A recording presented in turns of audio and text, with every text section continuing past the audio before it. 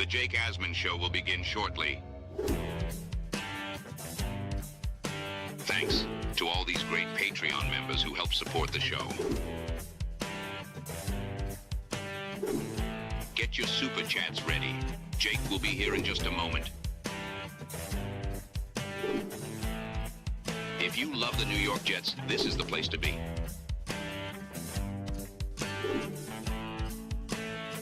And now, the Jake Asman Show.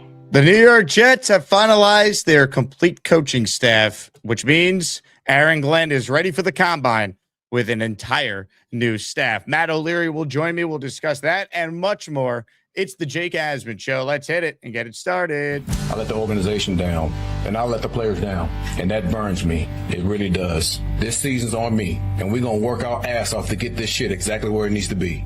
A new chapter for the Jets has started. Aaron Glenn and Darren Muji are tasked with shaping the future of this franchise. Will they be the ones to finally get it right? We will be here for every step of the journey on the Jake Asman Show, breaking down all the storylines, every game, and everything in between. Please subscribe and hit the like button below. Super chats, baby. Cut the line. The Jake Asman Show starts right now.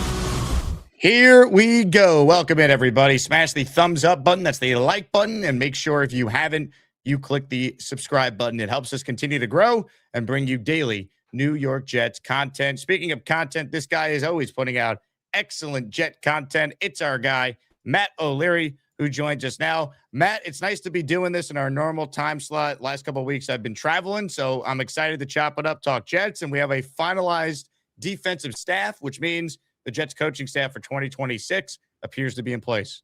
Yeah, love that. Excited to talk about the Jets coaching staff with you. And I missed you last week for our usual spot, but loved all the content coming out from the Super Bowl. It was awesome to see. Matt and I will also be on the Jet Roundtable later today with Richie, so make sure you guys subscribe to that and check it out on YouTube later this afternoon. With that, though, Matt, let's dive in. The Jets have announced the following hires to their defensive coaching staff: Colin Bauer, defensive assistant; Ronald Booker, defensive assistant / Nichols coach; Ben Bolin, linebackers coach; Ryan Slowick, safeties coach. So this, in addition to some of the other reported hires like Brian Duker as the DC, Carl Dunbar as the defensive line coach. The Jets defensive staff is now officially complete. Give us the initial reaction to the hires they made official earlier today. Yeah, absolutely. I don't know a ton about these guys, but specifically with Bowling, the linebackers coach, being able to pluck from the Texans staff feels like a wise decision when you look at all the success that they've had with D'Amico there and how good that defense has been. And, you know, I think for all the fair criticisms of Aaron Glenn, by the way, I think you look at the staff now after the fact, it might have been a little bit of an ass backwards way to get there, but you know, I think it ends up being an okay staff going into 2026, and you know, there's definitely some upside here. So here are the brief backgrounds we can give you on each of the hires. So Bolin, 32, you heard Matt mention it. He's been on the Texans defensive staff the past 5 seasons after a 4-year run as a defensive assistant. He was promoted to assistant linebackers coach in 2025. He got his coaching start at Campbell University as a defensive assistant / safeties coach in 2016 through 2018 before transitioning to a wide receivers coach and offensive recruiting coordinator in 2019 and 2020. Bolin played wide receiver at Campbell. So interesting how he's now a linebacker coach and he had an upbringing as a wide receiver. Now let's talk about Slowick. Most recently with the Dolphins, Slowick worked closely with Duker as a DB coach / passing game specialist in 2024 through 2025. He also held the titles of senior defensive assistant in 2022 and outside linebackers coach in 2023. He is the brother of Bobby Slowick, who is now the offensive coordinator for the Miami Dolphins. So the Slowick name carries some weight in the NFL. Their dad was a longtime coach in the league. So there's some info on him. Staying with some of the other hires that we know, we have some information here on Booker. So this is now Ronald Booker, who again is the defensive assistant / Nichols coach. Booker just wrapped up his 5th year in coaching with the Cardinals. His 3rd as a defensive quality control coach after working 2 years as a defensive assistant. He spent 2 years with Arizona as a Bill Walsh coaching fellow from 2020 through 2021 prior to being hired full-time. And then Bauer comes to the Jets from the UFL, where he was the Michigan Panthers defensive coordinator and D-line coach the last 2 years. He was a defensive line coach all by himself in 2023. Prior to that, he worked on the college level at Towson State from 2018 through 2022. So you have a wide variety of different backgrounds here with the 4 specific assistants they made official today. I think ultimately, here's what you need to know about the Jets defensive staff. Starts with Aaron Glenn. He hires Duker, but all signs point to Glenn being the play caller of the defense. Frank Reich was hired as the essential head coach of the offense. So, Matt, knowing what we know now, your thoughts on Glenn's defensive staff and him taking over play calling? Yeah, I like how you kind of just phrased it there. It is a lot of it's going to rely on Aaron Glenn, and the defensive coordinator that they brought in is not going to be the one calling plays. It is going to be Aaron Glenn. So we can't, or you're not going to hear those quotes of, oh, it's Steve's defense when talking about Steve Wilkes from a year ago. There's no more excuses, right? Like, it's really on him and the rest of his staff to get this thing turned around and going in a proper direction. They were a very poor defense in 2025. And, clearly they are going to be able to, with all the cap space and draft picks that they have, add players to that defense. But now they got to coach them up and get the most out of them. I think you're muted. I was muted. Glenn is ultimately going to sink or swim based on, some of the talent that they add, no doubt, but they got to be better coached. They got to have a better feel for what they're doing. The Jets defense was bad last year. It wasn't only because of a lack of talent in some areas. When they were trying to win with Sauce and Quinnen still on this team, they were 0-7 with those guys. They were awful. There were guys running wide open. There were communication breakdowns, and what felt like every other play. I think Glenn's got to go out there and he's got to simplify things if these guys can't comprehend some of the schematics. He's got to bring in guys who are just either smarter or guys that could just do one thing well and have them, to quote Belichick, right, do their job, because there were just way too many coverage busts and breakdowns last year. It wasn't all just a talent issue with the Jets defense a season ago. No, absolutely not. The scheme was terrible. On top of it being a talent issue, the scheme was not very good. And, clearly they're looking to make those changes. And, Aaron Glenn's going to take over now. And, this is something that's been talked about a lot, but I'm very curious with the addition of Carl Dunbar on this staff and just some of the rumblings if the Jets will be switching to a 3-4 defense. And, I know in the modern NFL, like, you don't play a ton in base 3-4 or 4-3, but that is going to be or could potentially be a philosophy change and might, change some of their personnel decisions going into this offseason as well. Comments, questions, super chats, cut the line. Matt O'Leary is our guest. We'll get to your calls coming up. Here are the new raffle prizes for Friday's raffle. That's tomorrow, people. Make sure you enter for your chance to win an autographed Nick Mangold jersey, an autographed Darrelle Revis helmet, and a signed jersey by each member of the New York Sack Exchange. So if you want in, gift a membership, or just become a member all on your own. One Pawn Style did exactly that. He's the first to join today. He is in the Asmaniac raffle for one. Let's freaking go. Hit it, Fireman Ed. And here we go. Let's go. Let's go. By the way, I have a slew of new Fireman Ed funny drops from the Vice TV Monday Night Miracle doc that Ed was featured in. So anyone who gifts today, be on the lookout for what I have in store. I also want to share the giveaway that we'll have across both shows today. In honor of talking draft and the combine being upon us, we're going to give away a signed Armand Membu helmet at the end of the second stream today. So if you can't watch the second stream, you better enter during the first stream. We'll combine the entries to give you a chance to win a signed Armand Membu helmet at the end of our shows today. With that, let's continue the conversation now. Offensive staff, Matt. First time I've had you on since Frank Reich was hired and the rest of the staff. Give us your thoughts on specifically Reich now being the OC. Yeah, to me, it looks like the Jets are going a completely different direction on the offensive side of the ball, having Tanner Engstrand and a relatively young coaching staff. Now, I think with the addition of Frank Reich and, as well as the quarterback coach hire that they made this week, that there's a few more veterans who, have been in their roles for long periods of time. Both, Frank Reich has been an OC for a long time in this league and has called plays. The quarterback coach has had offensive coordinator stints, number one, but also a lot of stints as a quarterback coach too.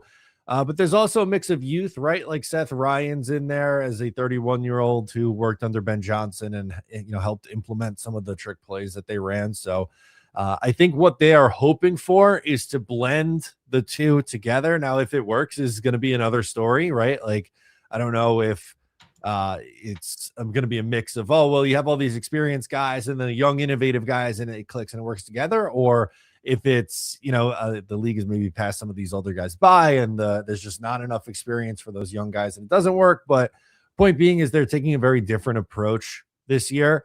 And at least you could point to some areas on the staff and say they've been in these roles before and done it.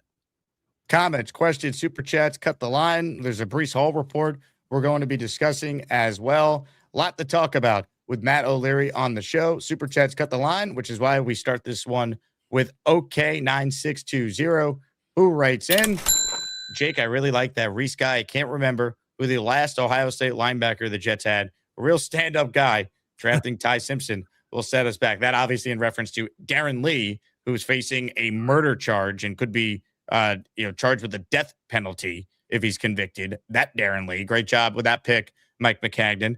But as far as, Arvell Reese, I like him a lot the more I've been watching him. I am a little worried about like where the Jets would deploy him because I'm not in love with Aaron Glenn as a defensive mind, but I just think he's 20 and is so talented and he's going to crush the combine. And my early prediction is that Reese will be the guy the Jets ultimately pick it to.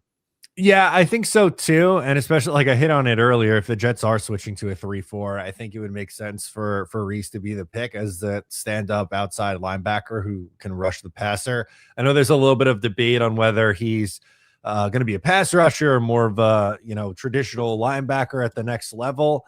I see him in a pass rushing role, and I think he could really do some damage. And, as far as the Ty Simpson conversation goes, it really depends on where they take him. Like if you're taking Ty Simpson at 2, that's not really something that I can get behind.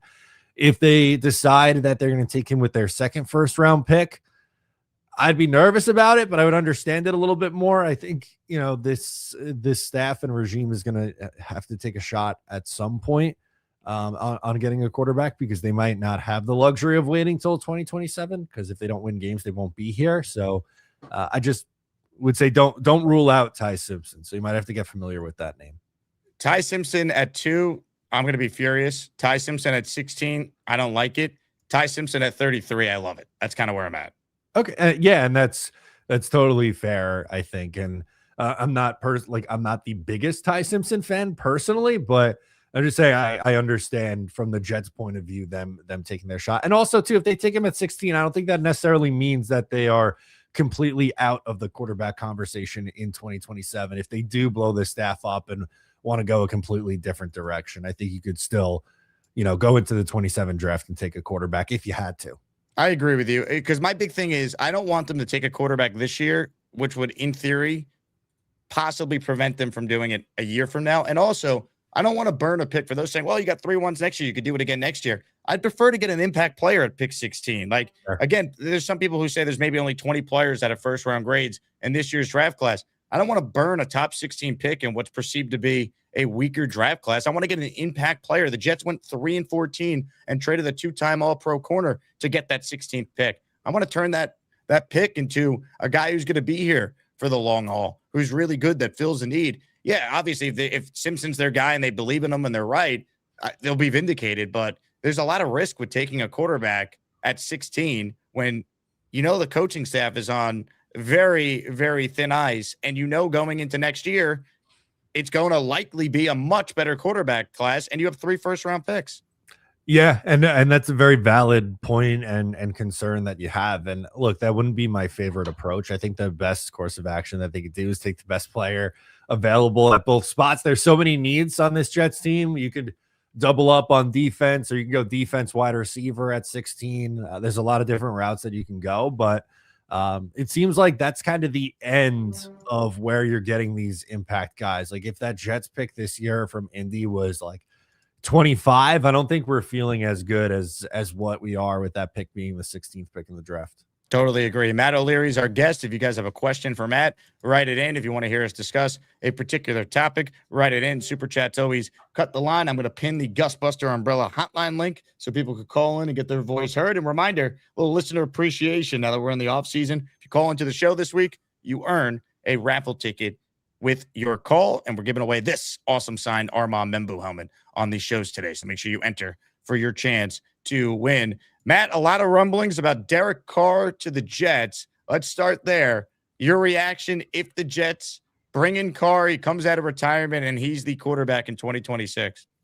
I'd have my concerns with it just because, he wasn't in the league last year. He was retired, and I don't know how well a 35-year-old is bouncing back from a couple shoulder injuries. And in addition to the shoulders, his last year in New Orleans, when he played 10 games, he had other injuries on top of that. And as guys go into their mid-30s, it's not like they usually tend to get healthier. So, I get it. There's not a ton of great options. And I'm not turning in my Jets fan card if they end up picking up Derek Carr. I'm just saying that I think there's some reasonable concerns with Derek Carr coming out of retirement to, come in and quarterback this team. Derek Carr, to me, is not the worst of some of the options that have been suggested, but I think people just look at the raw numbers and think he's a lot better than he actually has been. I mean, go ask Chris Olave about Derek Carr. Go ask Michael Thomas about Derek Carr and the hospital balls he was throwing to them. I don't know how much he has left. I mean, maybe he's better just because his body is healthier, but then there's also the argument, well, you've been out of football, you've been injured when you were in your early 30s. Now as you approach your mid-30s, you're just going to magically be healthier coming off shoulder surgery. So I know Greenbean had a funny line. He's like, they're definitely going to add Derek Carr, and then he'll play 3 games, and that will be it. But I just question how much Derek Carr truly has left in the tank if that's the move they're going to make. He's not awful. He's not the worst idea that people have suggested. There's no great answer out there, but I'm kind of with you. I'm a little lukewarm on it. Yeah, I think lukewarm is maybe the best way to put it. And what stinks is there's really not a perfect solution for this year, unfortunately. It's going to be a name that's linked to them because of who the quarterback coach is, and they had a working relationship before, and that's obviously going to be a big story. I'm sure between now and the start of free agency in a month, there's going to be about 2 or 3 other names that the Jets are going to be heavy favorites for and linked to. But right now, Derek Carr is the flavor of the week. And, I'm sure, like I said, there'll be other guys too.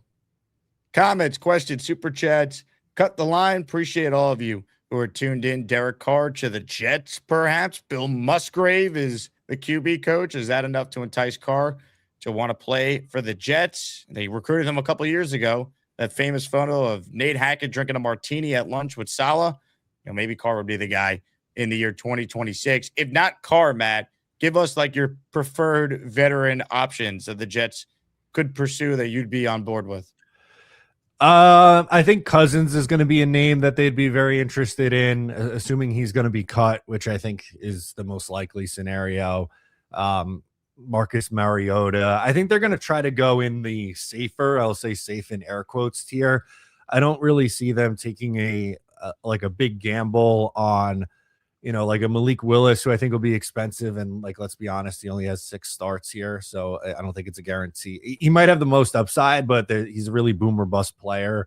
Same thing with an Anthony Richardson or Will Levis. I just think they're going to want to go on the safer, higher floor potentially route with the veteran quarterback addition. I feel like they almost need 2 veteran quarterbacks in the room and then a rookie. I would love to see the Jets have a Kirk Cousins, Tyrod Taylor, and rookie in room, or trade for Brissett, re-sign Tyrod, and have Garrett Nussmeier or someone like that in the room. What say you on that? Yeah, I'm totally in on it, right?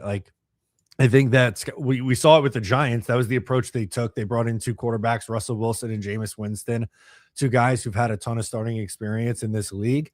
And then they got aggressive and traded up for their quarterback in Jackson Dart, and it seemed to work out for them. And, I think that's the approach that you take in this year's draft is you take a quarterback at some point. Maybe it's not in the first round like we were saying with Ty Simpson, but maybe it's a Nussmeier or an Allar or Carson Beck or whoever, or Trinidad Chambliss, whoever you like in this draft, to pair with a veteran or 2, I think is the smart way to go.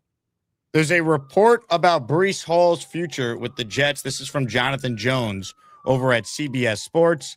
This is the latest on Breece Hall's future. According to Jonathan, the franchise tag is, quote, extremely unlikely for Breece, but the Jets could use the transition tag instead. This would save the Jets about $2 million versus the franchise tag and allow them to match any offer Breece would get in free agency. For those who don't know the difference between the franchise tag and the transition tag, teams use the franchise tag when they're terrified of losing a player for nothing, because if you are tagged, the team can acquire you if they give you 2 first-round picks. So no team would give the Jets, for example, if they franchise Breece, 2 first-round picks. However, it's more money.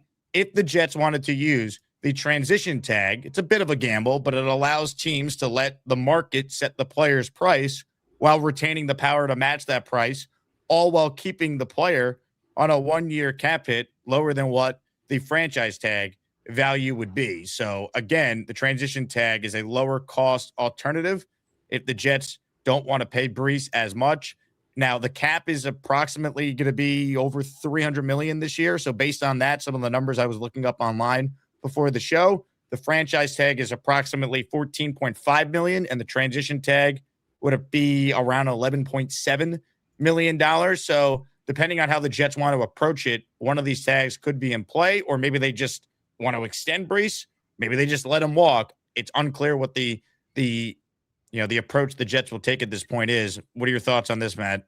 Yeah, I'm definitely in favor of using the transition tag. Like if your options are extend him, transition tag, or let him walk, I am either extending him or at the absolute minimum putting the transition tag on him. I think after you made the decision not to trade him at the trade deadline, then turning around and letting him walk for nothing doesn't really make sense to me. So at that point, like, don't let him out the door. Even if it's just to bring him back 1 more year on the transition tag, I think that's the better approach. Or transition tag him and trade him yourself, right? Like that's obviously something that's on the table too. I just don't want to be in a situation where they're losing him for nothing. I have thought that once you don't trade Breece Hall, you have to bring him back. But I almost wonder, and I've had this thought, I don't know if this is directly on Breece, but he wasn't voted team MVP, so that got me thinking. And then when I spoke with Harrison Phillips, and he's obviously talking about how the culture that needs to be changed and the same old Jets mentality, guys that have been here, they know nothing but losing and all that. I almost wonder if, like, moving on from Breece, if that's something the Jets need to consider, just because Breece is kind of a bit mopey at times. He's always out there on social media. He had the cryptic tweet the other day where he's talking about how, he wants to play in the Super Bowl someday, and then he just knows that's going to lead the people in his mentions being like, well, you got to leave the Jets and all that. Like, I just wonder if, I'm not saying Breece is a bad guy, because I've met him before. I don't think he's a bad guy at all. I just wonder if, like, the losing has taken such a toll on Breece where, like, it almost might be better if you start fresh and you sign someone in free agency like Tyler Algier or Travis Etienne or Javonte Williams. You do something else other than keep him. I go back and forth on it because, again, he's a really good player who went out there on a bad team and finished with over 1,000 yards rushing. But I do wonder if, maybe Breece and the Jets have that relationship, if it's time to maybe just move on and try and start fresh with someone else. Yeah, and I think those are, valid points that you bring up. The only thing I would say is if that's the case, then why not just take the 4th round pick for him from Kansas City at that point, right? Like, did the end of the year sour the Jet front office on him? I don't know. Yeah, maybe things changed. And I guess we give them the benefit of the doubt on that, I guess. But it's it's definitely an interesting conversation. But the good news is that this is a market with some veterans who, if Breece Hall did leave, there's guys of interest, I would think. Yeah, look, again, the running back is a pretty easy position to replace. I think I'd lean with the transition tag right now. So let Breece see what his market is. The Jets can match it, or they could say, we'll see you later, and then you're only locked into a 1-year commitment. I just wonder, like, is Breece going to be pissed if he doesn't get an extension, basically? Like, if the Jets put the tag on, is he going to hold out? Is he going to be a malcontent? I don't know if you want to deal with all that when, you're trying to turn things around. If you're Glenn, at the same time, Breece is really good. And if you're trying to turn things around, he helps you win games. Yeah, that's true. I think Breece is someone who would obviously help you win games, but you bring up a good point, right? Like, if he is holding out, do you feel confident in Braylon Allen and Isaiah Davis holding down the fort? I don't. I think they would need somebody else in that room. Yeah, I think it's going to be interesting to see just what the approach is with Breece. While we're on the topic of Jet free agents, give us your thoughts on some of the other guys that are going to be free agents if the Jets don't strike contracts with them before the new league year on March 9th. Your thoughts on AVT and John Simpson and what you believe the Jets will do ultimately with those guys? So I really have a hard time with this one, Jake, because I like Elijah Vera Tucker, the player, a ton. I'm not going to lie to you, though. I have a lot of concern with the injury history. It's now 3 times in 5 years that he has had season-ending injuries, and I know they've all been different. It's not like he's hurt the same knee 3 times or something like that. But, I would have a fear that if they're bringing him back, it's a massive gamble. Now, you could also add someone in the draft, but, you're probably not doing that in the first, round or two. So you're going to be comfortable with a 4th or 5th round pick or whatever, being your starting guard if AVT goes down in training camp like he did this past year. It's a gamble. And for me, like, I don't think Simpson's great, but he plays every week. He's a leader on this team. And I kind of like the idea of running back the same offensive line unit for a second year in a row. Like, how many times have we seen year after year so much turnover on the offensive line? It feels like they never have the same group for a sustained period of time. And, for me, I guess I would lean John Simpson for that reason, and just keeping some continuity on the offensive line and seeing if they grow together as a unit in year 2. It's going to be fascinating to see whether or not AVT, if he does hit the open market, he has more value than we realize, because like we look at AVT and he's been hurt a bunch. He's missed more time than he's played. Are other teams going to give AVT a ton of money? Like, the Jets should know his medical is better than any other team. Like, sure. I feel like if you could get AVT back on a prove-it deal, I don't hate the idea of that, because at least your floor is pretty solid when you have Myers under contract. He's solid. He's not terrible. He's okay. And then you have obviously the 2 stud tackles and Tippmann. Like, I think you have a nice infrastructure where, like, if you actually got the healthy AVT year, that's going to really raise your floor and help you be a much better team overall. Yeah, I think the ceiling of that unit would be extremely high with AVT. I think when he's healthy, you can make the argument that he's their best offensive lineman. It's just, are you going to get 17 games out of him is the question. That's a huge question. Now, for what it's worth, I see Leon mentioned this in the chat, and I appreciate you tuning into the radio show, Leon. He wrote in, Samini on Jake's ESPN show said Simpson is not coming back. Sounds like John Simpson will not be back based on what Rich has heard. So if that's true, then I think that does actually increase the chances AVT would be back. Yeah, no. And I don't know their situation. Obviously Rich is more plugged in than someone like me in this situation. But if Simpson's just like, I was here for 2 years, I want to have another opportunity elsewhere, and that's not an option for you, then that makes your decision a little bit easier. If Simpson just wants to test the market and go somewhere else, then okay, I think maybe you do then pivot to Elijah Vera Tucker at that point. Comments, questions, your super chats cut the line. This helmet up for grabs today on the show, a signed helmet by the 7th pick in the 2025 draft, future All-Pro Armand Membu. We're presented by FanDuel Sportsbook. Matt, what was your reaction to seeing the New York Jets have the lowest Super Bowl odds going into the offseason for next year? Not surprised with how the season ended, and just vibes around this team at an all-time low. And I don't think they are going to be in the mix for the Super Bowl next year, but I am hoping that it's not a repeat season of what they just went through at 3-14. Hoping they improve off of that. Well, the key is they got to get out to a good start, right? Like, we didn't have a season this past year. Like, we already were doing tanking discourse when they started 0-3 by some. Like, I understand that people might be looking at this year and it's like, just lose and get the best pick, get everyone out. But like, we say that now, and then you get to September, like, you want to have hope. You want to have something to watch before the year just crumbles. So I really think getting off to a good start, even if it's false hope, be fake good for a month and give us something. Yeah, just be competitive, right? Like, even the Jets were 0-7 in their first 7 games of the year this past year. If they're 3-4 and still have a losing record, like, I think this fan base would still be, invested at that point, right? Like, you're hanging around. Are you showing signs of improvement? I just don't want to, like you said, in October, be firing up the mock draft Mondays already. Well, this was the earliest we've ever had to do that. It was just brutal. Crazy. March for Arch. Ugh, we're ready to march, baby. If they get up to a bad start, that's where we'll be headed. Bang Mateo with a super chat. Carr never had the surgery. He's damaged good. So is that confirmed, by the way? He just never had the surgery. His shoulder just naturally recovered?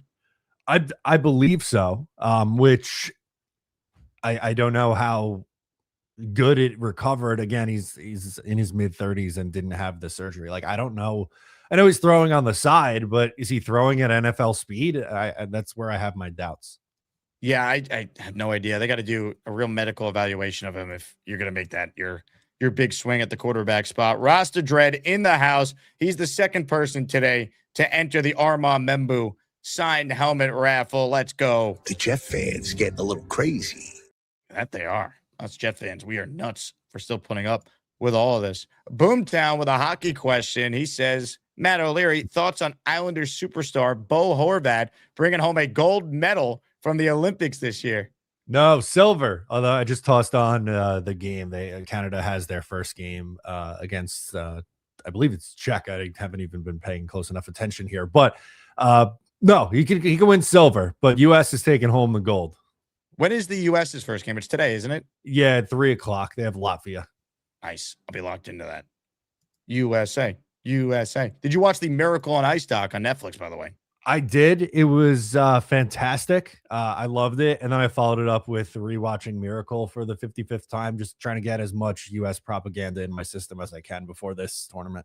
Yep, it is excellent. Really recommend it for those of you who have Netflix and are looking for something good to watch on TV. Comments, questions, super chats. Are we ready for some calls, people? But first, let me shout out everyone on Patreon. You guys are the best. Patreon.com/Jake Asman Show. If you want to watch the full Vice TV doc that I was featured in on the Monday Night Miracle, I uploaded it ad-free on Patreon. So that's a little bonus perk for anyone who supports the show via the Patreon. Huge shout out to Joey D. Benedendo. He signed up this morning. Leon, Mark, Snoopy, Moshe, Jesse, Steven, and Michael for being our most recent Patreon subscribers. Sign up, get your name in the countdown, get yourself discounted merch year-round, 20%.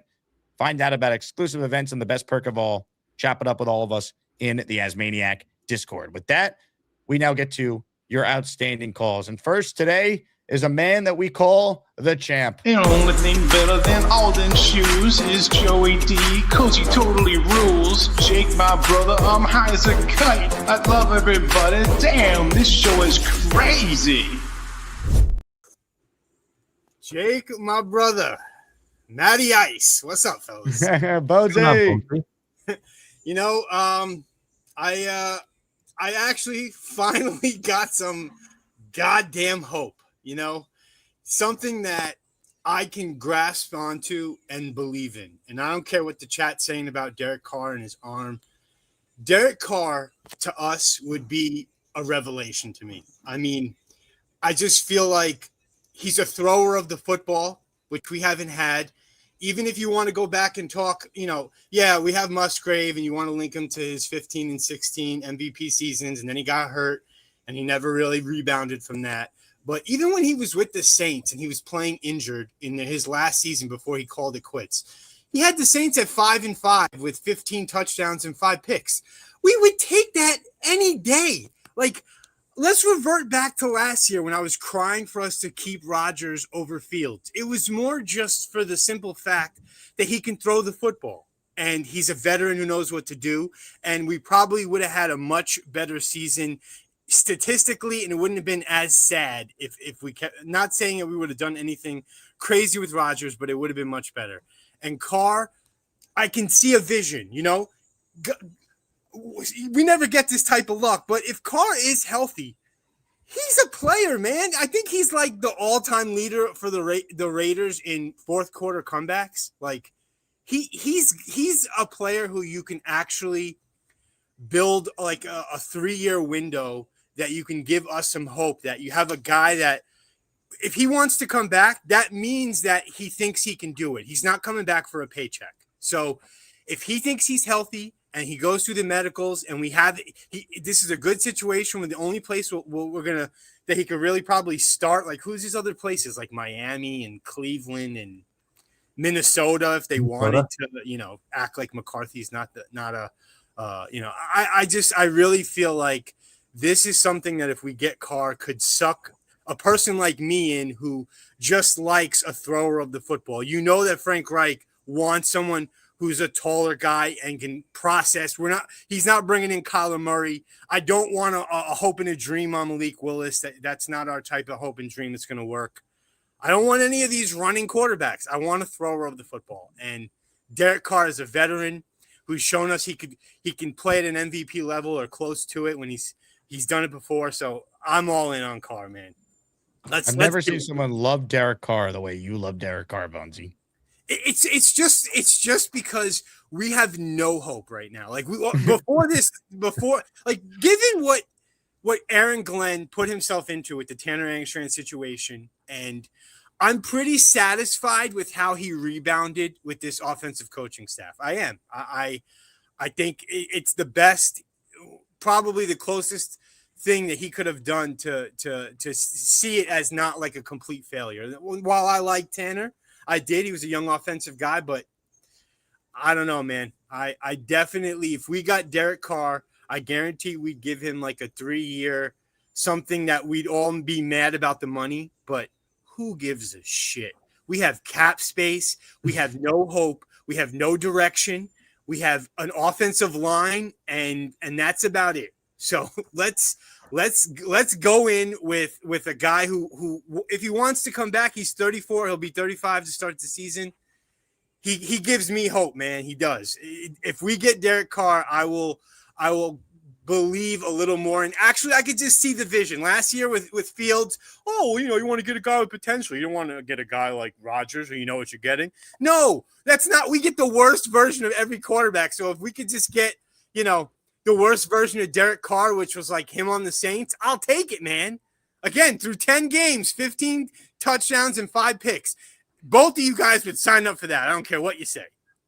No, it's just got to be if the shoulder checks out. That's my only concern is where the shoulder's at. That's it. Agreed.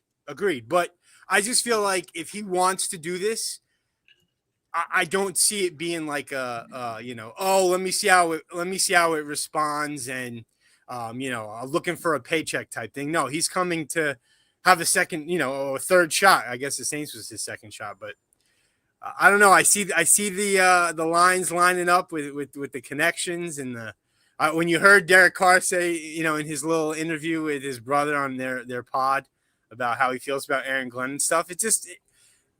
I just like throwers of the football. That's all I can say. And I think Derek Carr would give us stability and a perfect bridge. If not lightning in a bottle, he'll give us the best bridge option we're going to find. Jacoby Brissett, sure. But these are guys that we have to trade for, even though we'd have to probably trade for Derek Carr. But if he came back, the Saints might release him if they want to be good Samaritans, What are you going to get for Derek Carr? You have to give up. What about Cousins? And Derek Carr. What about Cousins? I would take Cousins, but at least Derek Carr is a little more mobile. Kirk Cousins is very immobile. At least Derek Carr is not like, he'll take off. So if you ask me, I would prefer Carr over Cousins. I think if Carr is healthy, he'd have more left at this point in his career.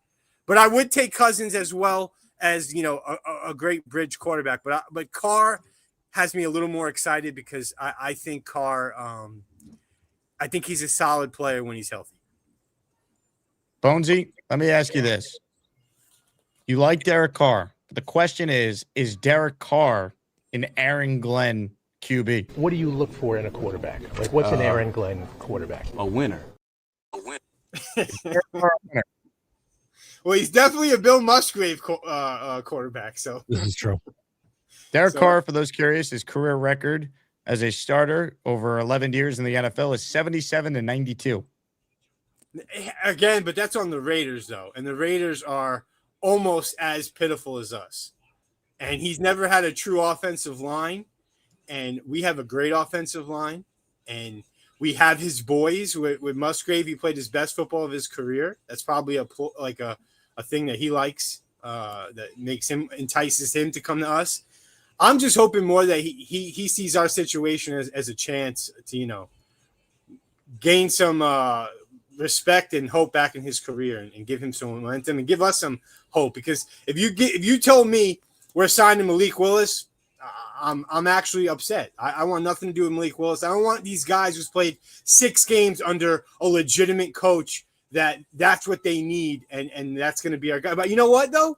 I feel like Frank Reich is looking through the quarterback's eyes like me. He's not looking for a runner. He's not looking for a run-first guy. He wants a thrower of the football.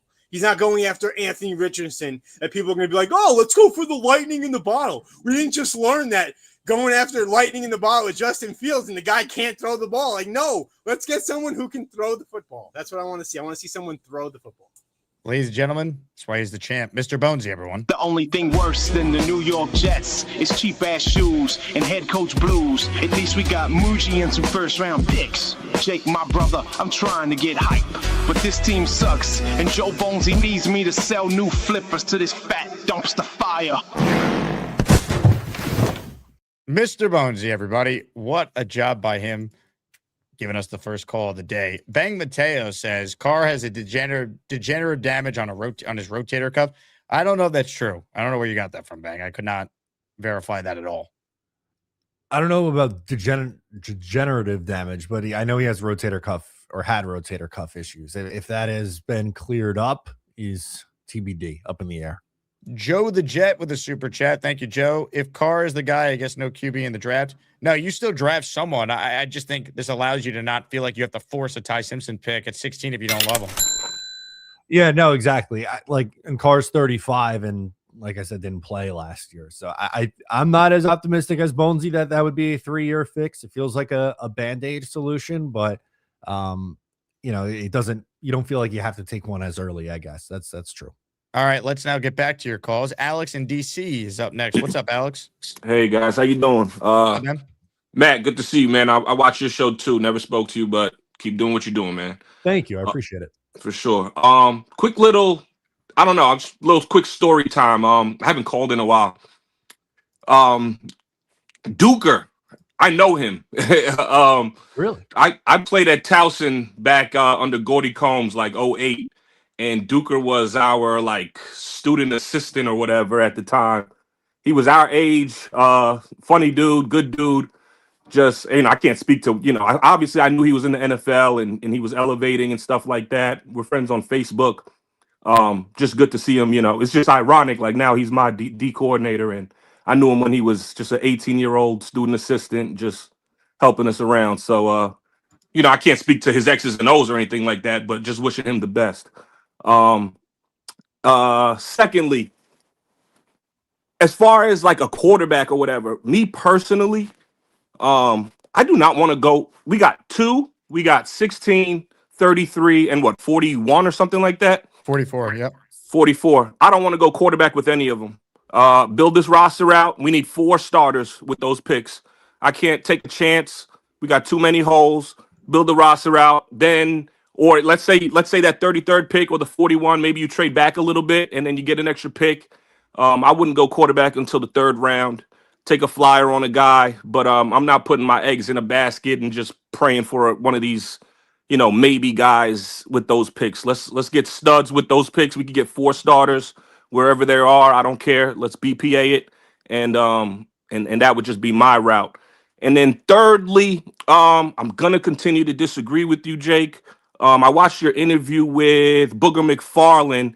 And I just echo every sentiment he made. Like it does us no justice to go 6-13 or whatever the numbers are and still be looking for a quarterback. I don't see hope in, this is just me. I don't see hope in going 6 and whatever.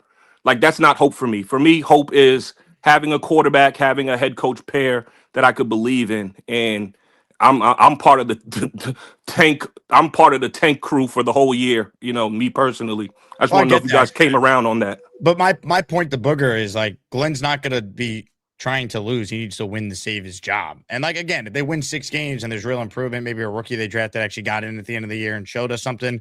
Who knows? Like the record's one thing that's important, but how it looks also. There's context to the record. The Jets were 6-3 and 7-4 in 2022. They finished 7-10. I think their win total going into that year was like 6.5. So they went over their win total. Jake, 7-10. Look, it went from 4 wins with Salah in year 1 to 7 in year 2. But we watched the season. Your expectations change based on new information, and they got off to a good start. So we got to see what it looks like for Glenn in year 2 to get a better idea, like if he's here for a 3rd year based on how many total wins they get.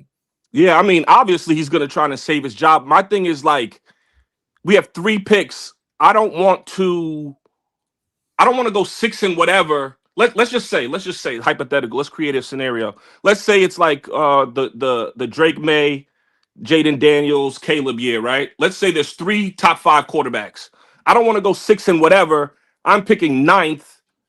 And now, there's 3 teams that need quarterbacks, so they just take them. They're not even going to trade out, or we have to now salvage our other 2 first-round picks to go get a quarter. Like, I just want to get the quarterback organically and pair him with a head coach. So that's just me, you know what I mean? But I do agree, like me personally, I'll lose 17-14 16 times and I'll be fine with that. But but I do understand like how we lose plays a role. Like if we like even this previous year, the way we ended the season, like it couldn't look like that. Like even I was like, okay, now like I want y'all to lose, but goddamn, like do something. You know what I mean? So I do agree with you with that. But generally speaking, I'm part of the like, listen, just throw the season away. Let's destroy and rebuild from scratch. But appreciate you guys and continue. I'm going to continue watching. Alex, you're the man. Good Good job. call. But here'd be my thing, man. Like if they win 6 games next year, and let's say Glenn's gone in that scenario, or whatever, you could be here. You have 3 1s, so you're still in position to go and get a quarterback in any of those spots. People just assume the Jets need to be bad to get a top pick. What if the Colts flame out next year and that ends up being a top 10 pick as well? We don't know Daniel Jones's future. He's coming off a torn Achilles now. It might take him a year to resemble the player he was before he went down this year. What if there's a severe injury to Jordan Love or Dak Prescott? The Jets get the better of those 2 franchises, first-round picks at the end of next year. So we just don't know. The reason why the Jets got Garrett Wilson at pick number 10 was because Seattle, when they made the Jamal Adams deal, thought they were a Super Bowl contender. Then Russell Wilson got hurt his last year there. And guess what? Russell Wilson goes down. Seattle's not good. Jets pick in the top 10. After they took Sauce at 4, they got Garrett at 10. So, again, I do believe next year will be a much better QB class. We always say that. I understand. I do think there's reasons to believe next year will definitely be better. There'll be more than one clear first-round quarterback, is my opinion, a year out. And assuming that's the case, I think the Jets will be in position to get a quarterback a year from now, even if they're winning 6 games and they're picking at, pick 10 or 11, as opposed to being in the top 3 where you're guaranteed to maybe get one of those guys. Yeah, and there's definitely, I think, going to be more options, and I think it'll be more than even just 3. And who knows, maybe that changes. We were optimistic about this quarterback class a year ago, and it didn't turn out the way that we thought it would be. But I think with as you said, there's 3 opportunities that the Jets have. I don't think it's a guarantee that Indy's going to bounce back and look like how they did in the first half of last year, next year. And, let's be honest, like Dallas always seems to have these very tumultuous seasons, and Dak Prescott's gotten hurt in the past. And, there's opportunities there. And like a few years ago, right? When the Bears took Caleb with the first pick, that wasn't even their own pick. They got it because of Carolina from the trade up from the year before. So who knows? Maybe it's Indy that's the higher pick between the 2. You never know. Yeah, that's the thing. You never know. Big Islander fan in the house. Woo. Hell yeah. Matt and I love this. In the raffle for 1. The Jet fans getting a little crazy. So the Islander fans, baby. I miss watching Islander hockey. The Olympics is cool and all, but I miss watching Matthew Schaefer and company. Yeah, me too. I don't know what I'm doing tonight. Every Thursday, usually it's the Islander game on. I don't know what I'm going to do with my hands here. Yeah, it's just crazy. By the way, if you just look at the quarterbacks for next year, Sam Levitt at LSU, Dante Moore, obviously, Arch Manning, Julian Sayin. This is off just the top of my head. Jaden Mayava, Darian Mensah. Like, there's going to be Sellers. There's going to be quarterbacks next year. I'm convinced. CJ Carr, another one. Right. I don't know if he's him or not, but like the point being, yeah, there's going to be a handful of guys that'll be available in the first round.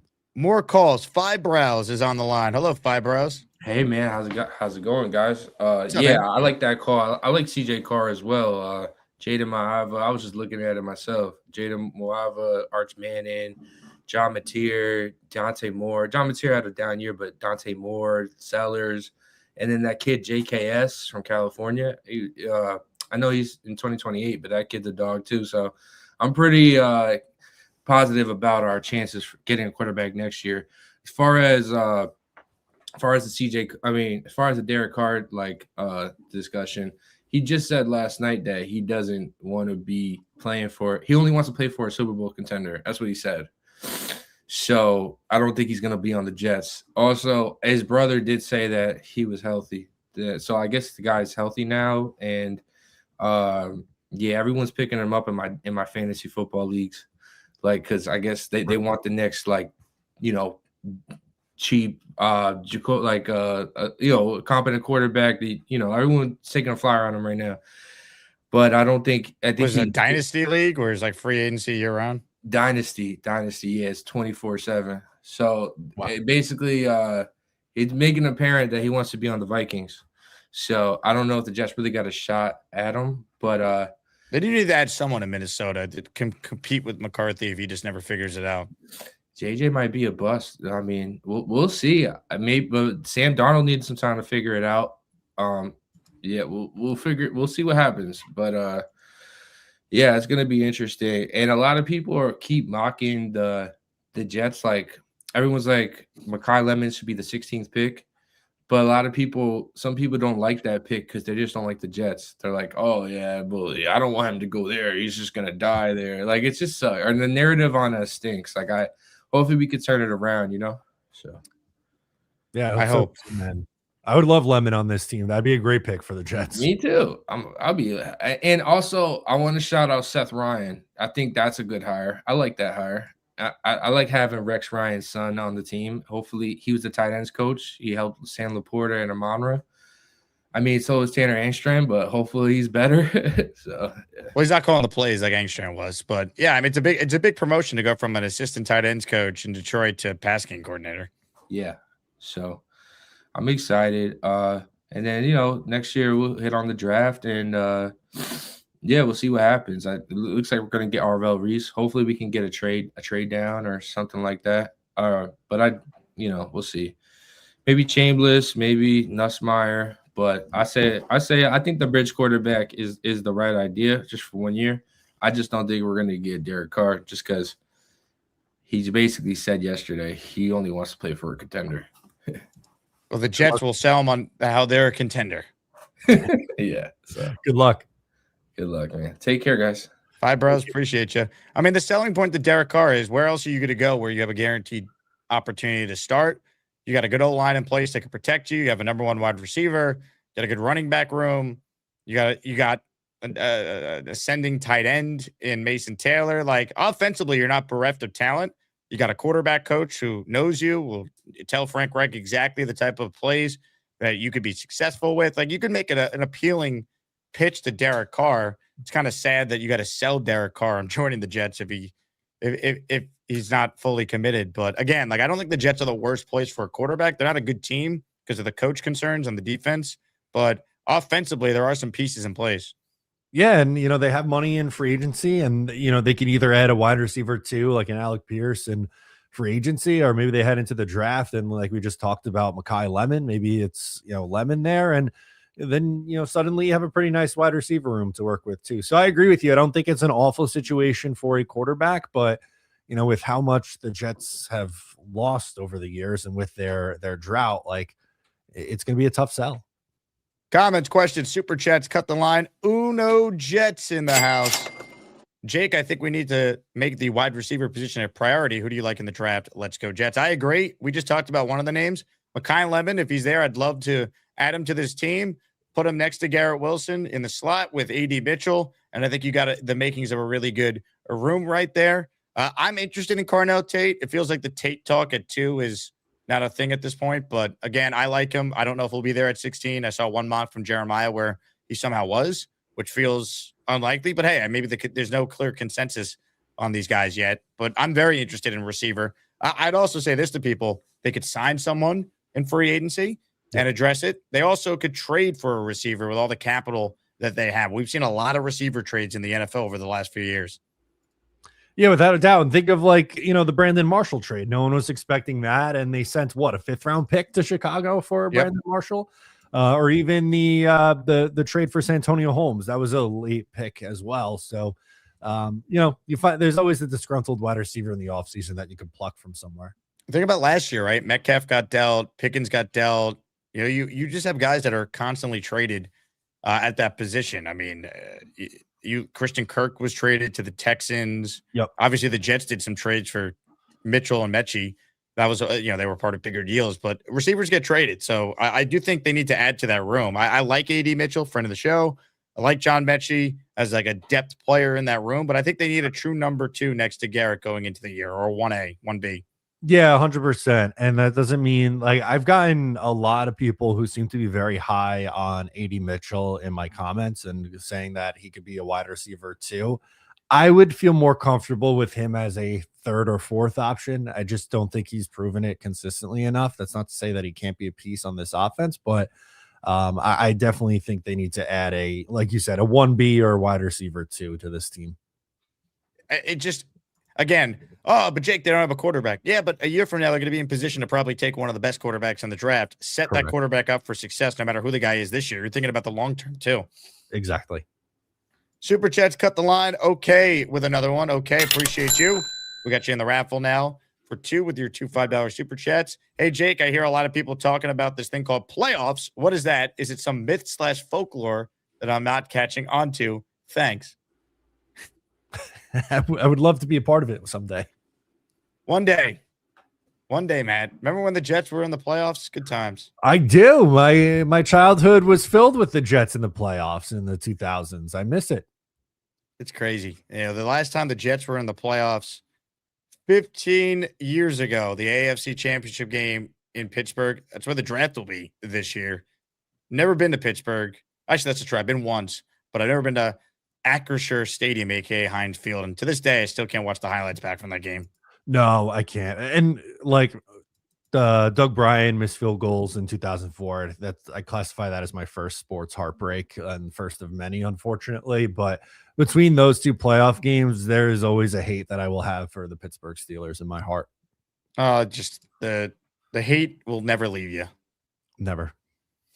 Barbarossa says, going to college in Buffalo was fun when the Jets were in the playoffs. Such a sad state of affairs now. Poor Buffalo Jet fan. I don't know how he does it, man. Just a punching bag, I'm sure. Brutal. Absolutely brutal. Abdul Jacob says, Jets need to sign Michael Pittman. Is Pittman a free agent? No, I don't believe so. Alec Pierce is a free agent. I didn't realize Pittman was too. I don't think so. Yeah, he's not. I'm not seeing him. The top receiving free agents are George Pickens, who's going to get the tag, Mike Evans, Deebo Samuel, Wan'Dale Robinson. He's a name to watch for the Jets because he could play the slot. He had a really good year. I don't know if the Giants can afford to necessarily keep him. From talking to people close with the Giants on that. Jawan Jennings from the Niners, Rashid Shaheed, who just won a Super Bowl, Romeo Dobbs, Christian Kirk, Hollywood Brown, Tyquan Thornton, Keenan Allen, D-Hop. And here is the part of the list where it's not great. Josh Reynolds was the next name after that. Oh, good. Okay, perfect. Remember when the Jets signed Josh Reynolds? He got hurt, and then we never heard from him again. And he was talked up as he was going to be the wide receiver too. And I guess he was for a little bit, but my God, that was a disaster. Spencer Green says, Glenn has done a phenomenal job this offseason. Phenomenal stuff. I think phenomenal's tough. We could be optimistic about some of the changes. I'll give you that. But phenomenal, I am hard-pressed to use that word at this moment. Phenomenal job, ladies and gentlemen.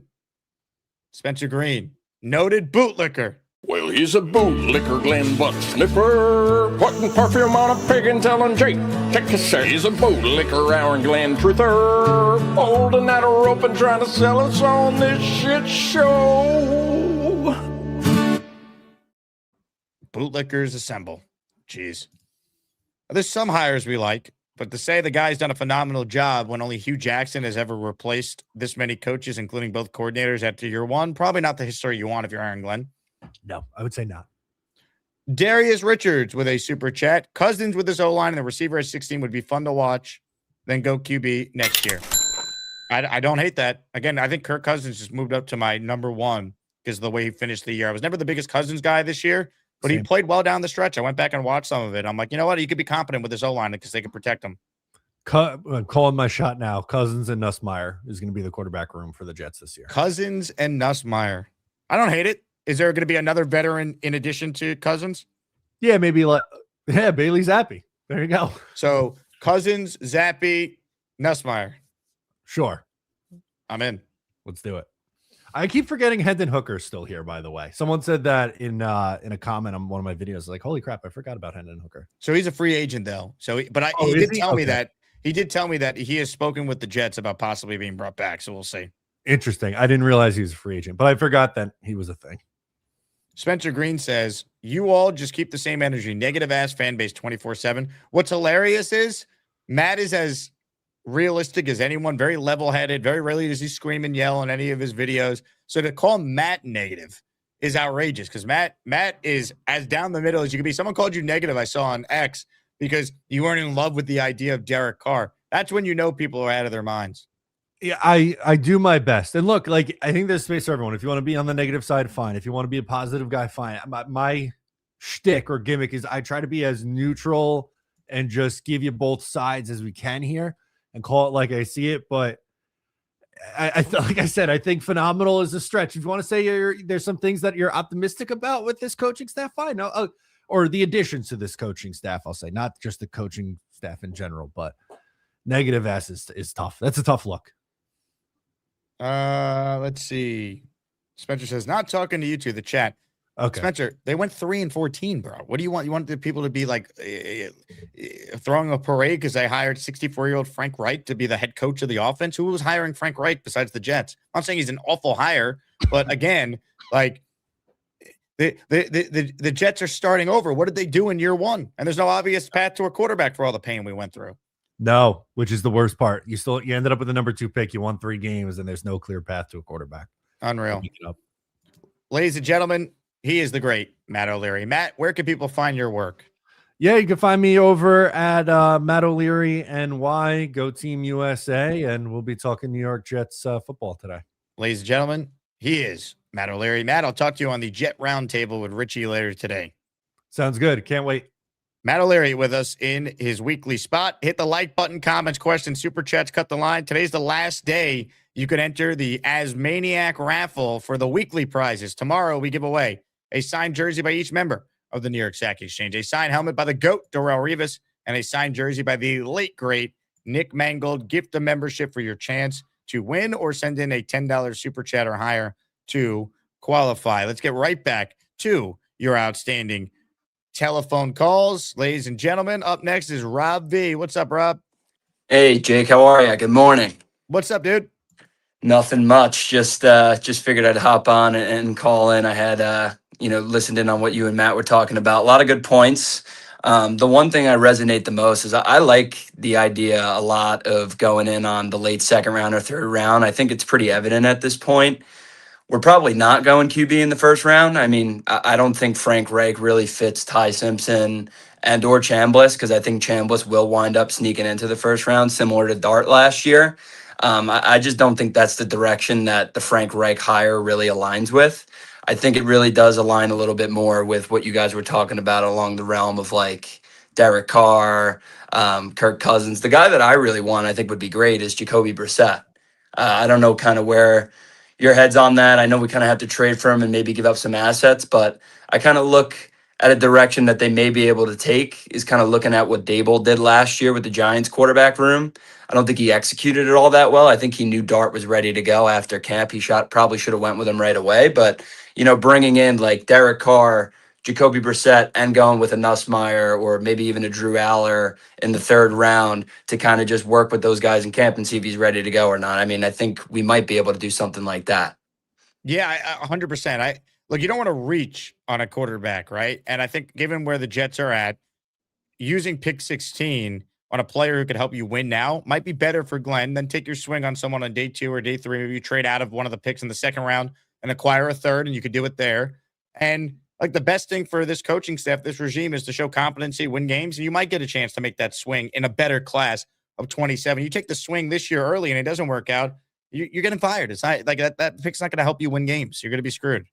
We might have lost Rob there. Rob, did we lose you?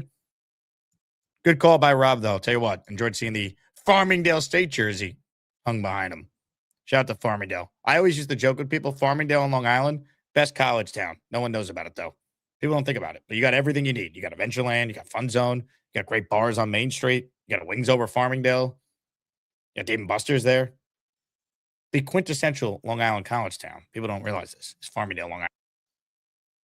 I think Rob B called back in. His internet's working again. Hello, Rob. You there?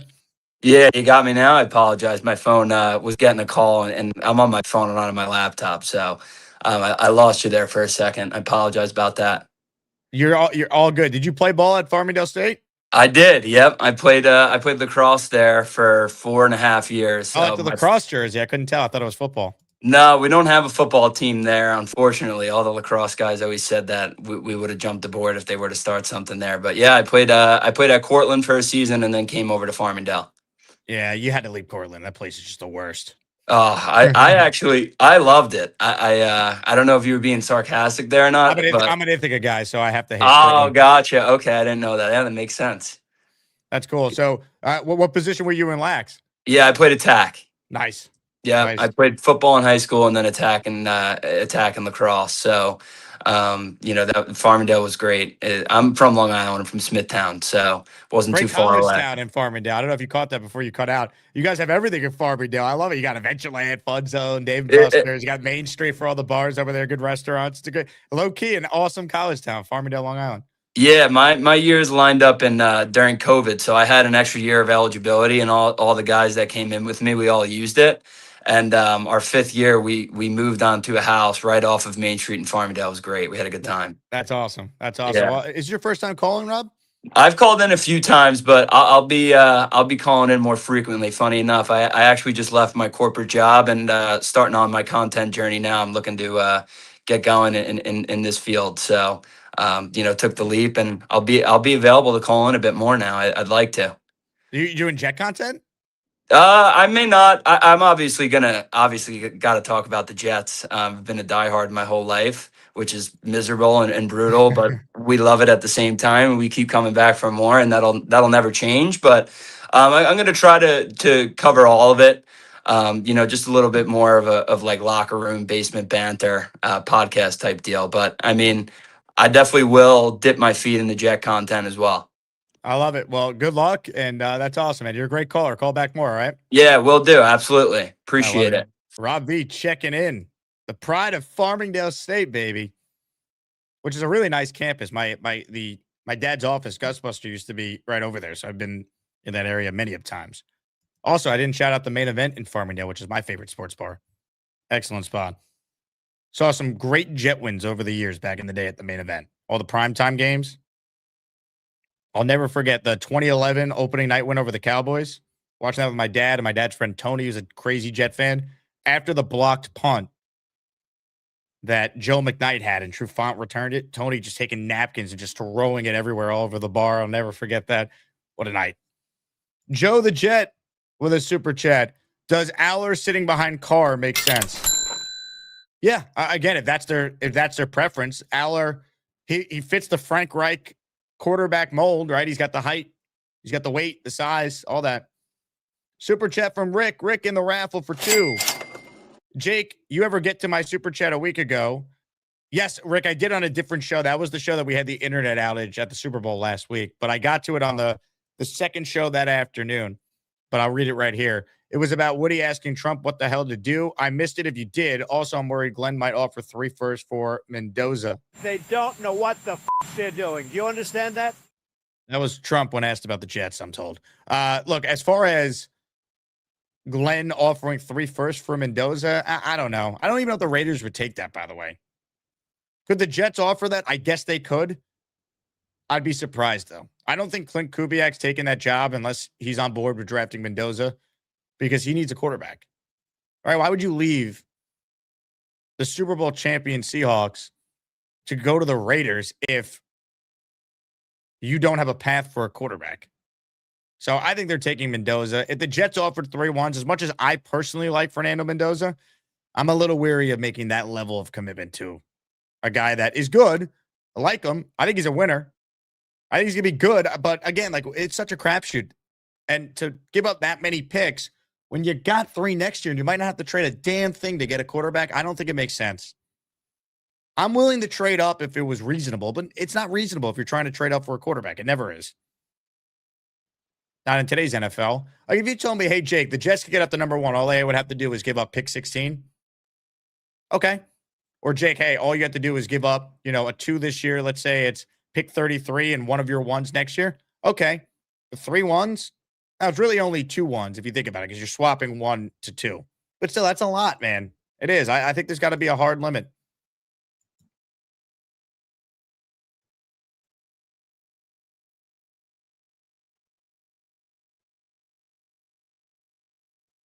Leon says, hey, Jake, will you be asking Glenn at the combine what he does well? I want to try. Last year, they barely took any questions. It was a very short presser.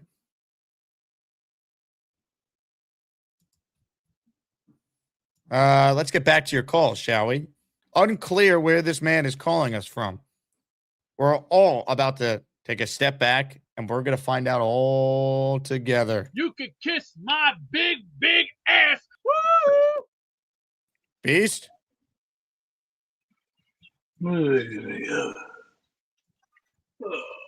Oh! Beast? Oh! Wake up!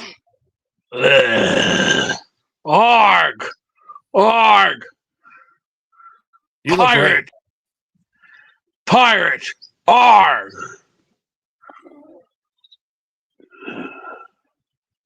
Wake up! Yeah, I've had shit sleep. How you like that? How you like those dressings in your apple? You're on the air. Get up. Yeah. Hold on, snap ahead. Don't be flying off the cartons. Get up, fat boy. You wanna try again, snap ahead? Beast, this is God. Get up. Shut the fuck up, you piece of shit line sack of doggy doo. Beast, get up. God's pissed again. Yeah, kiss my big ass. Jake West says he could smell your bed sheets. The only thing he sniffs is his own shit when he's taking a dump. You gotta get up, fatty. You should get up. Though, What Beast. the hell up? He's not wrong. Yeah, well, EAI. Yeah, he's fake AI. I'll send you Cállate, cabrón, güey. Puta madre. Would you cállate, puta? Stop speaking a different language. Get up. You can go fuck yourself. 10:35. Your time. It's time to live life. Yeah, well, look alive getting up at 3 a.m. taking a dump after having a salad. How you like You that? had 1 salad and you had to get up at 3 a.m. to take a dump? Hey, you I'm want me to concerned go about your health, smoke Beast. on you, son? Now, you better remember. Whose house? Swerve's house. Beast, are you okay, buddy? Bang! Look at him, Jake. He can't move. Shut up, God. Cállate, cabrón, güey. Soy pinches putas madre. Beast, are you over 700 pounds? Did someone raise you to be a certified jackass? Beast, God is taking over again. Well, you can take over that while he's at it. You know what? I'm about to say this. Georgie Porgy put it in pie, jerked off in his girlfriend's eye. Whoa. When her eye was dying shut, Georgie fucked that one-eyed slut. Ow! How like that? Calm down, fat boy. What? No one wants to see any of that. Oh my Yeah, God. good. Yeah, shut up, snap ahead. It's a family show, as Jake would say. You know what? Now you're really gonna get it. Now you're really gonna I'll get tell it. you what. Hickory You're gonna get dickory dock. Some That chick was boy. fucking like. Let's go Jets! Let's go Jets! Let's go Jets! That's why Beast is one of the sexiest men to ever do it. You saw it right there, folks. What a body. What a body. Reminder, if you miss a show, we're available in podcast form on Spotify or Apple. I said this yesterday. January was the most downloaded month in the history of the audio podcast for the show. So if you are a podcast listener every day, we see you. And thank you for tuning into the show, no matter how you do it, either on YouTube or via the pod, day in, day out. With that, let's say hello to a man who's one of the greats. It's our friend Johnny Boy who's next. What's up, Johnny? Jake, what's going on, brother? Long time, man. How you holding up? Yeah, man. We need you to become a regular again. We got Asmaniac Madness coming up. Hell yeah, dude. I've just been crazy swamped with work, man, and with all the stuff that I've been dealing with, man. So I still watch in the back when I'm working and whatnot, but, hearing the content and everything. But I came on, man. I wanted to talk to you about the Derek Carr conversation. It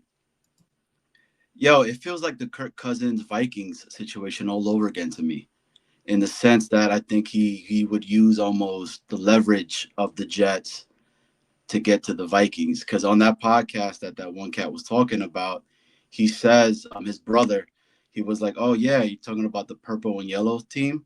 And he's like, oh, what you mean, the Lakers? And I'm like, oh, man, not all over again. So, but do you think Carr is a little bit too late? But then again, I'm just like, damn, with the quarterback room that we have right now, it'd be a huge upgrade that quick, so it's tough for me to say any quarterback right now, for at least for us, would not be an upgrade of what we have in the current quarterback room itself. So I don't know, man. It's a tough one. I think I'm on the Brissett potentially, right? Just because of what he has with Frank from the past, and be able to kind of, put that in place. So if we do get that quarterback in 2027, it'll be able to go ahead and help it out, let everybody else know what's going on, the plays, the calls and everything. But I don't know, man. I wanted to get your thoughts on that. Do you feel like it could potentially be a leverage play for us?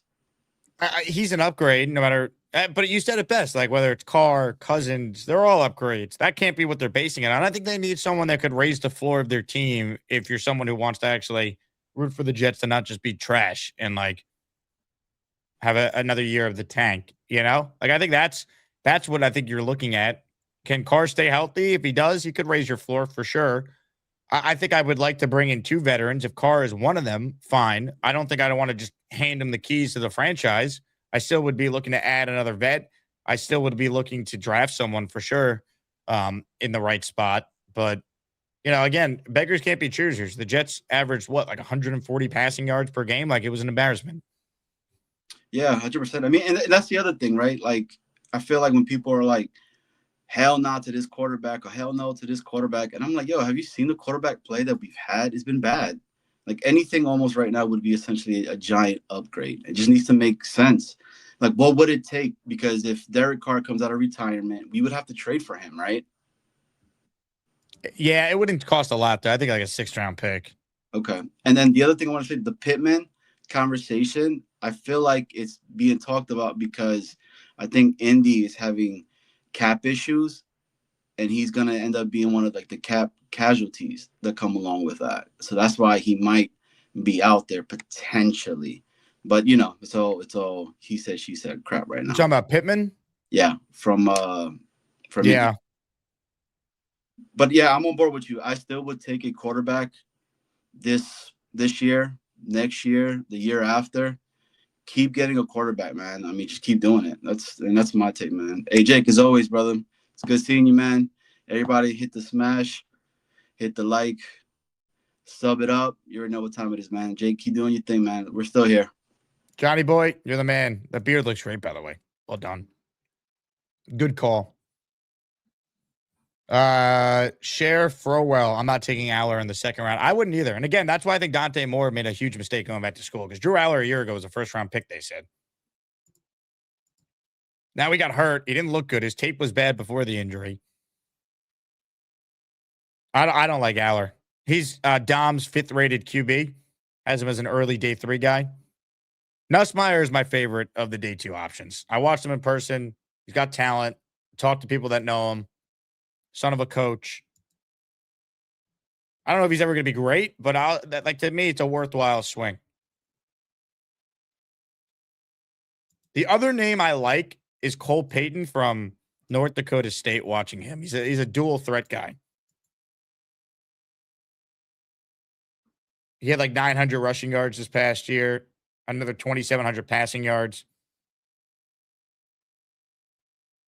He's got the size Frank Reich is looking for, 6'3", 233. There's some other intriguing quarterbacks, but we're waiting to see what the deal is with Chambliss. Is he going to get the extra year of eligibility, or is he going to be forced to declare? Leon says Aller fits the Reich profile. I like Nuss a lot too, but durability and size worries me. That's why you can't do it till the second round at the earliest. Nuss is a smaller QB, though. Does that automatically eliminate him from Frank Reich's, quarterback list? Maybe, maybe not. I mean, you tell me Frank Reich wouldn't want to coach Drew Brees or Baker Mayfield? Like, sometimes you got to just adjust your barometer if you believe in the player. They did take Bryce Young in Carolina. Now, if you believe the reports, that was more ownership driven and the coaching staff wanted Stroud, but still, that happened. Comments, questions, super chats, cut the line. Last chance to get in here. Calls have been light. Again, if you call in, you earn a raffle ticket. We're doing that this week. A little listener appreciation. I appreciate all of you guys for being a part of our show. Thanks again to Matt O'Leary, who joined us at the beginning of the show. Armand Membu sign helmet is the giveaway today, so make sure you enter. I want to shout out one of our youngest listeners right now on the show. Ladies and gentlemen, let's give some love to the great Margot Kelly, who is proudly repping her Asmaniac onesie this morning. Shout out to Margot Kelly. Her parents, Paige and Jeremy, big fans of the show. They listen all the time. They can't get enough of the Asmaniac community, I'm told. And we got the great Margot Kelly decked out in some Asmaniac gear on this fine Thursday morning. So shout out to Margot. Shout out to her awesome parents, Paige and Jeremy. And look at that smile on Margot. What a beautiful child. Unbelievable. Gorgeous baby. So very cute. Shout out to Margot. Shout out to Paige and Jeremy. And shout out to all the young Asmaniacs in our community. JakeAsman.com/shop if you want to buy a onesie. If you want to buy any of our kids merch that we have as well, check it out. Big Fella says Taylor Green is the most intriguing late round quarterback. Taylor Green is interesting because there are times you watch him and you're like, whoa, I see the talent. But he's very inconsistent. He's going to go in day 3 somewhere. He's a true dual threat guy. I mean, this is a guy that could do a lot with his legs. He's the quarterback, for those who don't know, at Arkansas. We had his teammate Mike Washington on our show when we were at the Senior Bowl. He misses a lot of throws, though. Sometimes he locks on and stares down targets. He's not the best processor, but again, he could do a lot. He's 6'6". Like, he stands out when you watched him at the Senior Bowl. Like, he's gigantic. He's 6'6", 233, 23 years old. There's talent there. He's got a good arm. He can make plays with his feet. Again, he's a guy that would need to be really coached up and developed, but he could be an intriguing day 3 swing. I don't hate that suggestion, big fella. Troll says, I'd rather get Chambliss over Nuss. I'm good. Well, I think both guys are going to go around the same projected round. I do. I don't think that Trinidad Chambliss would be a lock to go round 1. Simpson, I think, will go round 1. Chambliss, maybe if there's desperation. I'd be a little surprised, though.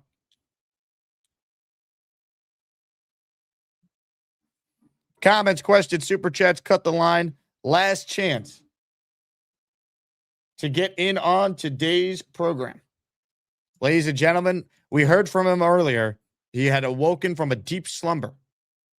We head back to the Gusbuster Umbrella Hotline right now. We say hello to this sexy man.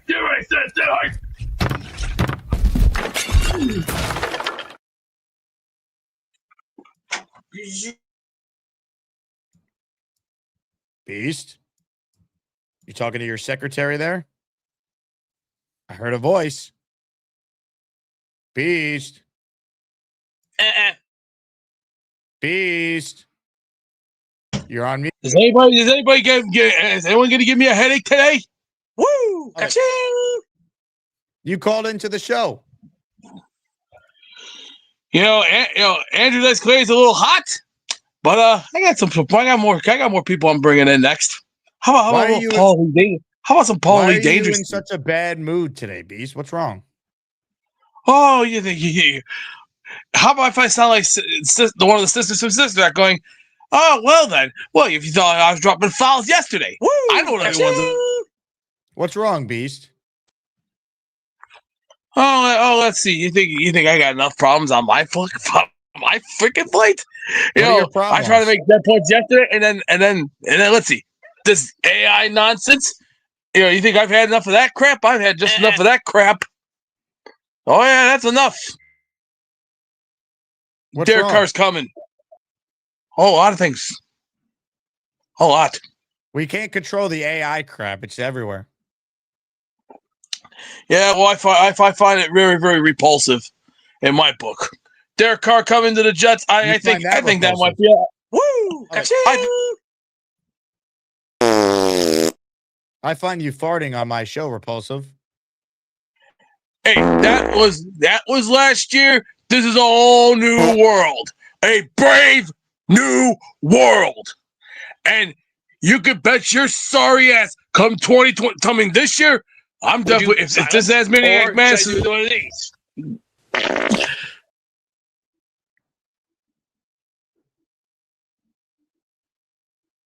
Pack of whoop ass, and they'll think I won't serve it dry. I'll serve it dry. I am not a meatball. Meatball this. Ooh, sexy.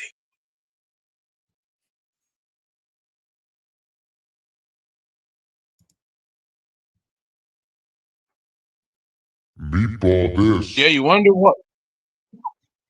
You want some, bitch? Come on, get some. Oh shit!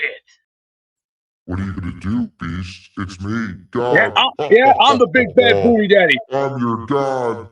You know can't what? stop And me. what side?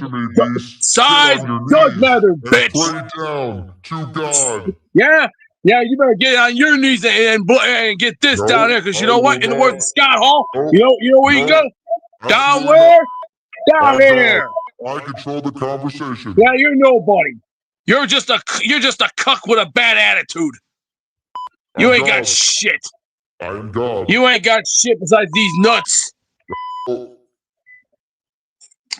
Eat shit and go and suck the bag of dick that you. Shit. I am God, Beast. You can't control the narrative because God is the narrative. Goodbye. Good. Get the hell. Now look what you've done. Offensive line, defensive Beast line. Breaker Offensive line. The first thing I'm going to 666. address- No more protection from the Asmaniacs. Had to cut your call off and cast you down with the sodomites. Some time in here will feel like you've been run over by the lane train. Do you understand me? You catch my drift? Are you seriously on crack? I think somebody. Give them another 24 hours to think about it. How about you bending over and taking up the booty hole behind the 7-Eleven? I don't know what Beast did to piss off God, but this has been an ongoing saga the last week or so. Unbelievable. All right, last chance to get in here. Last chance to enter the raffle on this show. Ladies and gentlemen, Jason in Jerusalem is next. Hello, Jason. Listen, Gator, I need to see Beast as in a Beauty and the Beast because he just spoke about a whole new world. So if you can get some sort of a mashup of Beauty and the Beast with a whole new world, that'll be amazing. So that's my my request for Gator. Well, that's a good request. I like that. Yeah. I found it interesting when I was listening this morning at one of the FAN shows. I think it was Tiki and whoever's on with Tiki. The Carr still property of New Orleans. If they want to trade him, what would you request? What do you think is a fair trade for the Jets to give up for him?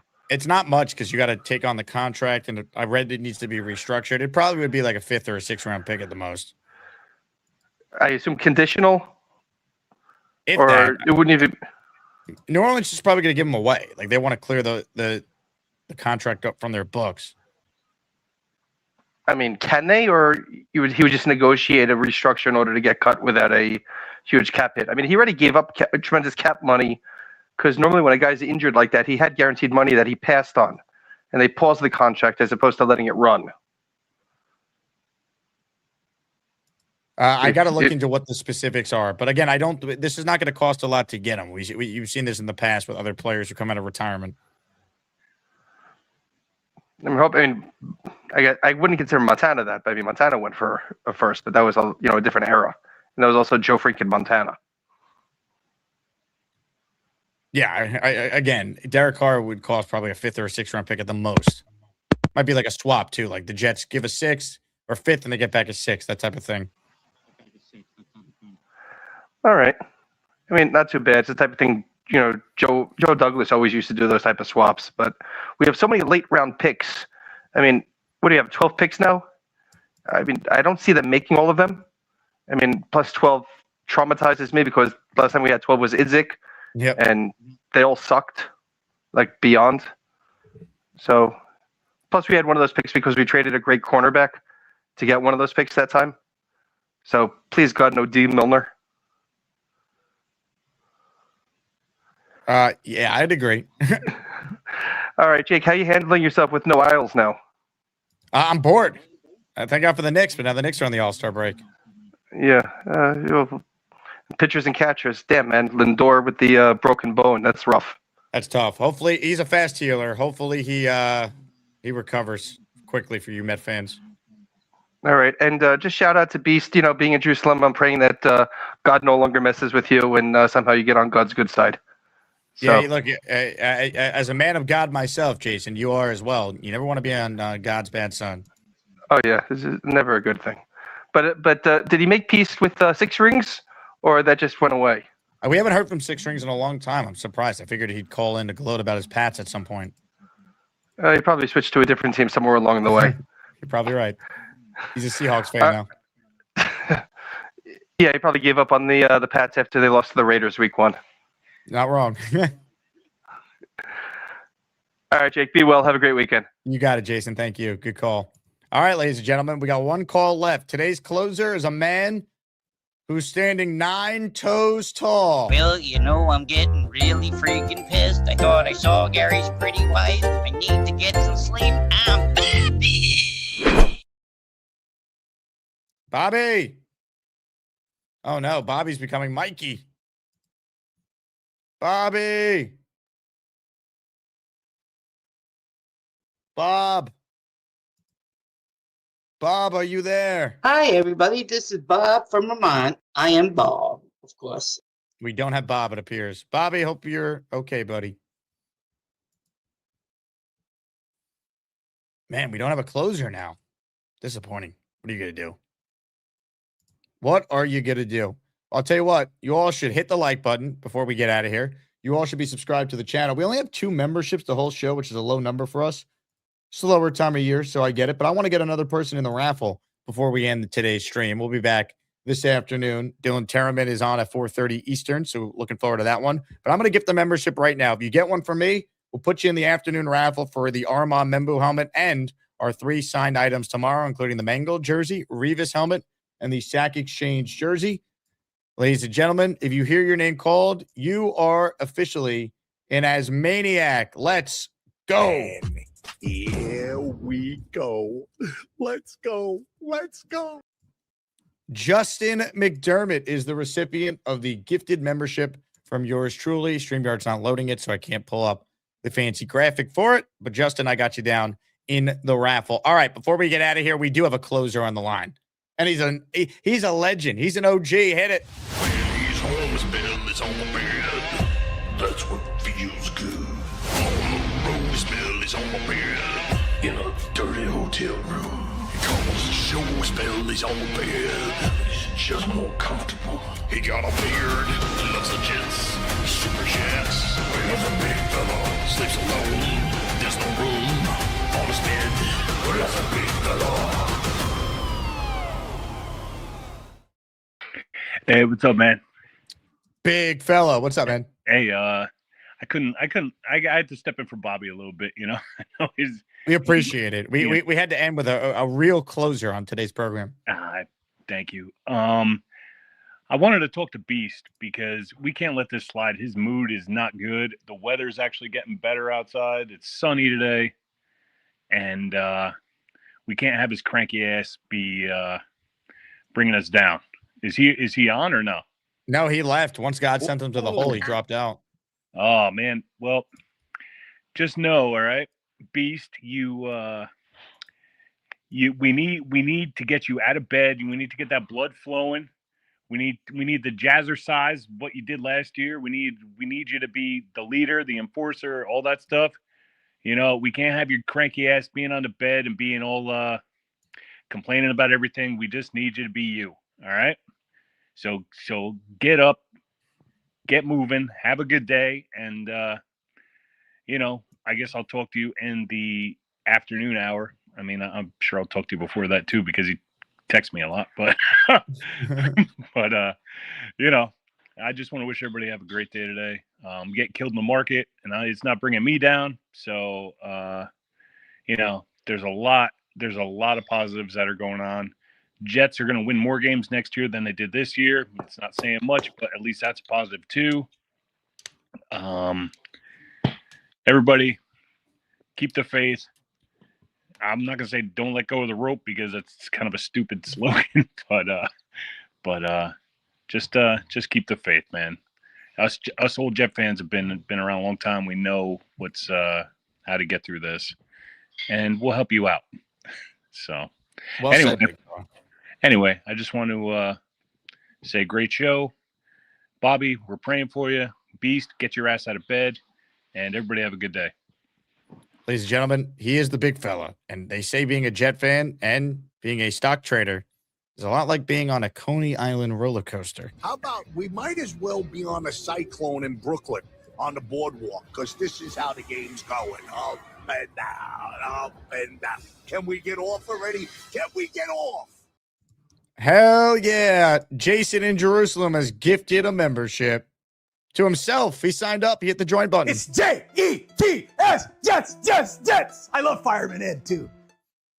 Hell yeah. All right. That does it for the show. You guys are awesome. Thank you for being locked and loaded into today's program. We're back this afternoon with Dylan Terriman. We'll have more on the staff hires. We'll have more on some of the reports out there on the Jets free agent plans, including an update on the Breece Hall situation. So tune in this afternoon and check it out with DT and myself. You guys are the best. Grateful for the community as always. I'll talk to you guys soon, but I'll leave you guys with a clip that I think will encapsulate what needs to be said on a fine day like today. Go Jets. Are you an actual lawyer or what, man? Yeah, I am a lawyer.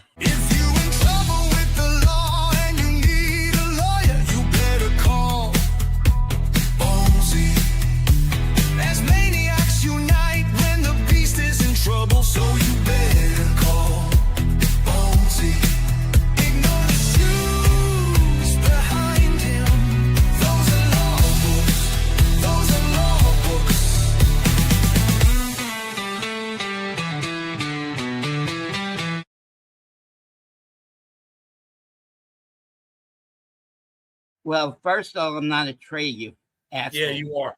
You are. You're a fucking asshole too. So you asshole. Watch your fucking mouth.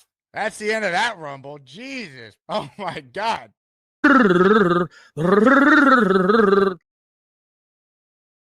Hey, here's the deal. Just got no chance unless you click on that like button. And you got to make sure you subscribe to the Jake Asman Show. You don't, you can get the fuck out. Now let's go, Asmaniacs. We're built for this shit.